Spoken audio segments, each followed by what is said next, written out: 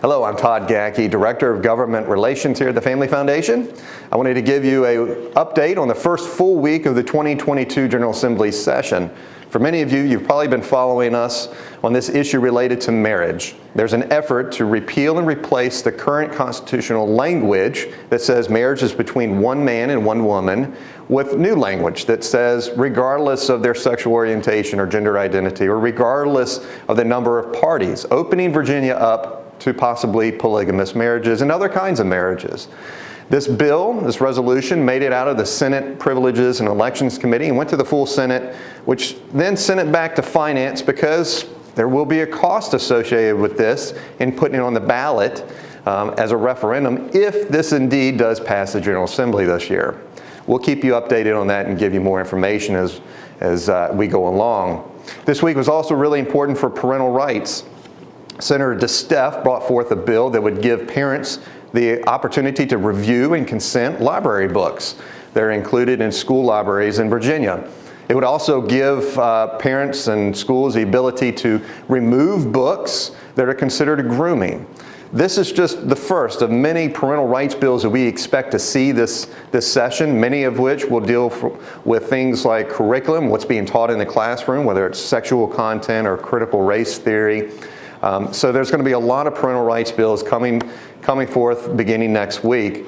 But we also want to draw your attention to a really important day. It's the Parental Rights Day. It's on February 2nd. And we're inviting you to go to our website, familyfoundation.org. There's a banner there for Parental Rights Day.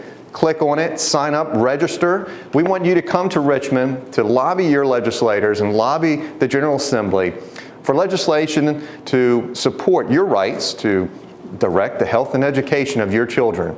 So just remember, February 2nd is a Parental Rights Day. We hope to see you here. In addition, we also want to draw your attention to a bill that's coming up next week that would provide protections for churches and other faith-based organizations. A couple of years ago, legislation was passed that elevates sexual orientation and gender identity to special protected classes in areas dealing with accommodations, public accommodations like bathrooms and changing facilities, housing, employment. And so what we're doing is we're going in and we're going to try and provide, see if we can get legislation passed that would provide exemptions for these faith-based organizations. Our faith community is under threat. The previous Attorney General had hired a number of attorneys and investigators to look after supposed violations of this law. So we're going to do our best to try and get in place some protections for churches and other faith-based organizations. There's a lot that's going to be happening. More bills are expected to be introduced over the weekend.